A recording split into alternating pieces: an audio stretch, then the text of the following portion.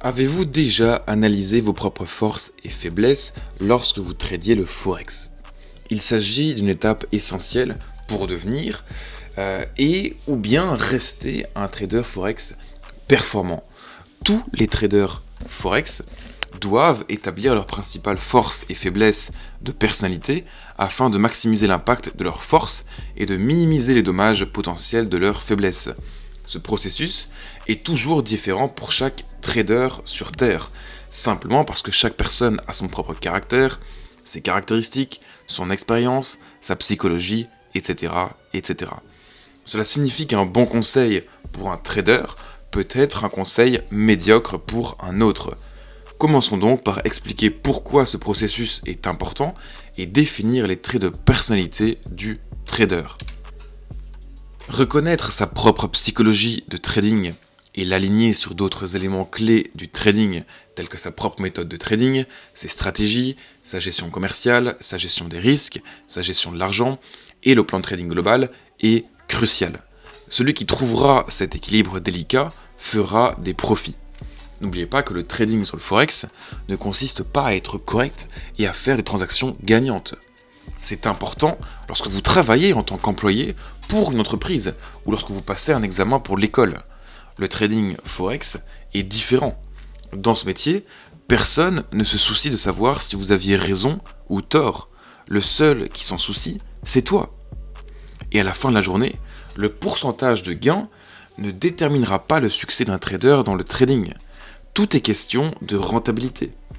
Pour pouvoir réaliser des bénéfices, il est important d'avoir la volonté de risquer et d'avoir un plan de trading cohérent, clair, simple et exécutable qui crée et maintient un avantage. Si le plan de trading est le véritable outil qui crée l'avantage, alors, pour devenir rentable, notre taux de réussite doit être mesuré via la bonne mise en œuvre du plan de trading. Et c'est la mise en œuvre réussie de ce plan qui maintient le trader Forex concentré sur l'avantage durable.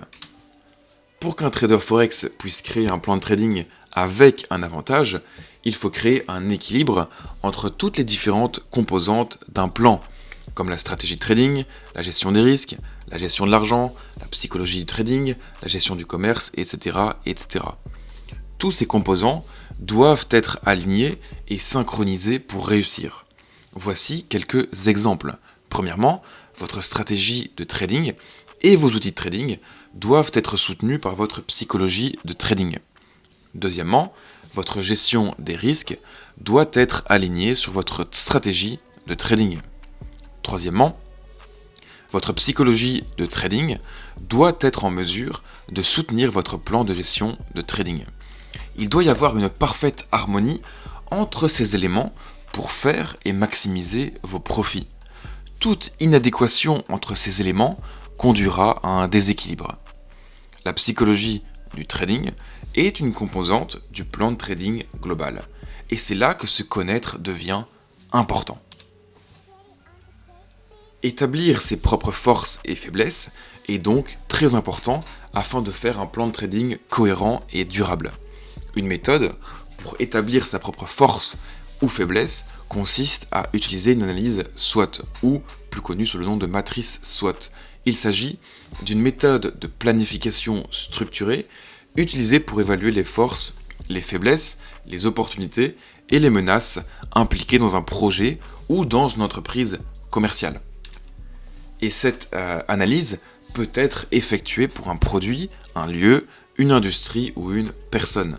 Il s'agit de préciser l'objectif de l'entreprise ou du projet et d'identifier les facteurs internes et externes favorables et défavorables à l'atteinte de cet objectif.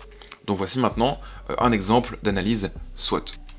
Premièrement, on retrouve donc les forces, qui sont du coup des facteurs internes. Ce sont donc les caractéristiques de l'entreprise ou du projet qui lui donnent un avantage sur les autres.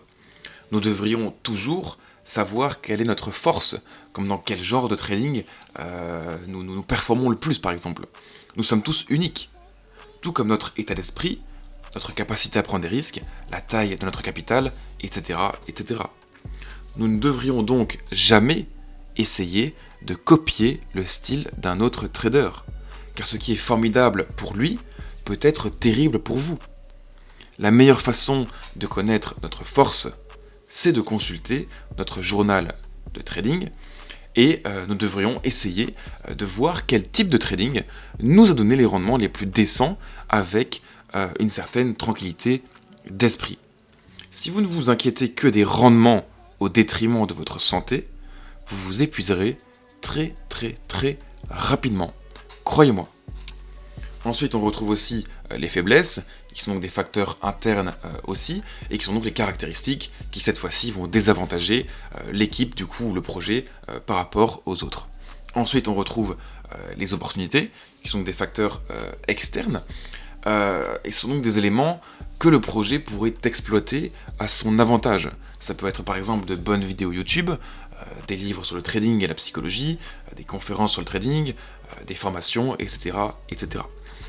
Ce que nous avons choisi parmi évidemment tout cela dépend entièrement de vous. Et vous devez toujours essayer d'améliorer vos compétences et de ne jamais cesser d'acquérir des connaissances sur ce sujet, car c'est un océan. Et vous ne pouvez jamais en atteindre la profondeur si vous hésitez à nager. Ensuite, on retrouve les menaces, qui sont cette fois-ci des facteurs externes. Ce sont du coup des éléments de l'environnement qui pourraient causer des problèmes à l'entreprise ou au projet.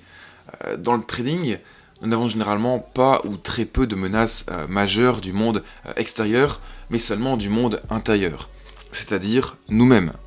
Un commerçant peut être son pire ennemi s'il cesse de suivre les règles qu'il s'est imposées.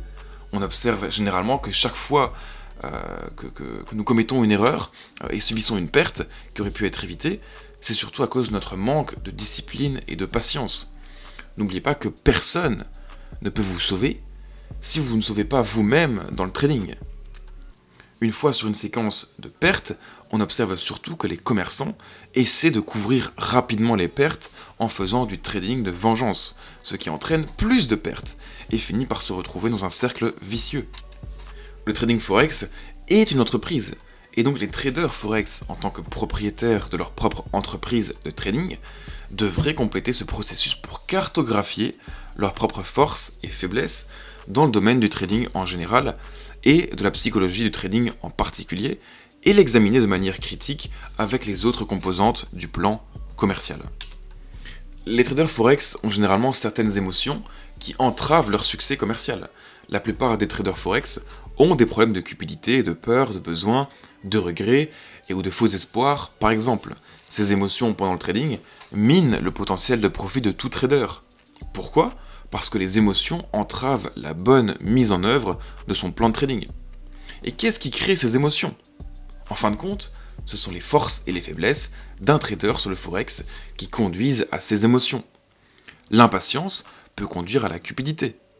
Le manque de discipline pourrait conduire à de faux espoirs. Notre tâche en tant que trader est de reconnaître nos propres forces et faiblesses et d'identifier où et quand celles-ci pourraient jouer et avoir un impact sur les décisions de trading. La plupart des gens ont certaines caractéristiques qui sont prédominantes. Une méthode d'analyse qui est aussi connue est le test de personnalité des 4 couleurs, qui détermine la meilleure façon d'aborder chaque personnalité dans le but de créer un environnement harmonieux et productif. Donc je vous enverrai le lien du test qui sera du coup directement dans la description. La plupart d'entre nous ont un peu de tous les types de couleurs. Peu d'entre nous n'ont qu'une seule couleur, mais la plupart ont une couleur prédominante et un deuxième type de couleur.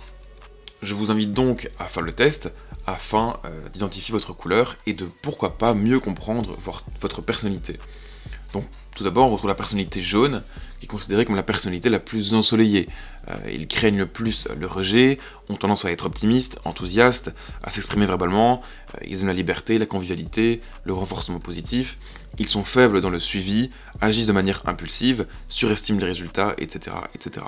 On retrouve la personnalité rouge, qui est considérée comme la personnalité dominante. Ils craignent l'échec, ont tendance à être persistants, à résoudre des problèmes, à prendre en charge et à accepter les défis. Ils aiment les nouvelles activités variées, le contrôle, les réponses directes et les missions difficiles. Ils sont faibles dans la patience, trop risqués et inflexibles. La personnalité verte est considérée comme la personnalité calme. Ils craignent un manque d'harmonie. Ils ont tendance à être solidaires, agréables, loyaux et cohérents. Ils aiment un minimum de conflits, la sécurité, la reconnaissance, la possibilité de développer des relations personnelles, et ils sont faibles dans le changement, l'initiative, ils sont trop indulgents et souvent indécis. Et enfin, on retrouve la personnalité bleue, qui est considérée comme la personnalité perfectionniste. Ils craignent les critiques, ils ont tendance à être ordonnés, disciplinés et précis, même diplomatiques, analytiques, minutieux. Ils aiment les détails, les descriptions de postes exactes, suffisamment de temps pour bien faire les choses, et ils sont faibles face à la controverse. Ils sont indécis, hésitants et acceptent les critiques. Donc voilà, en conclusion, les traders forex doivent connaître leur type de personnalité et composer une analyse SWOT pour savoir comment cela peut avoir un impact sur la mise en œuvre de leur plan de trading forex. Prenez le temps d'explorer les forces et les faiblesses de votre personnalité dans le trading forex et réalisez un travail approfondi sur vous-même afin de vous améliorer dans la vie de tous les jours ainsi que dans votre trading. Peut-être que justement, le test que j'ai expliqué à la fin ici avec les couleurs, ça pourrait aider certains justement à mieux vous comprendre et à peut-être mettre le point sur d'éventuelles faiblesses dans votre personnalité et d'essayer justement de les améliorer. Donc voilà, j'espère que cette vidéo vous aura aidé à prendre justement du recul et à se rendre compte qu'il n'y a pas évidemment que l'analyse technique en trading. Ce serait beaucoup trop simple sinon. Et qu'il faut bien évidemment travailler sur d'autres éléments qui nous entourent et qui nous permettent justement d'avoir justement un impact sur la mise en œuvre de notre plan de trading. Donc voilà, merci à vous. N'hésitez pas à liker, à commenter, à vous abonner si ce n'est pas encore fait, et à rejoindre mon groupe Telegram qui est entièrement gratuit dans la description. Merci à vous, bon week-end, on se retrouve sûrement dans 2 semaines. J'ai repris du coup un rythme de vidéos de 2 semaines, car je suis fortement occupé avec mes autres activités. Donc voilà, merci à vous, et à bientôt. Ciao ciao.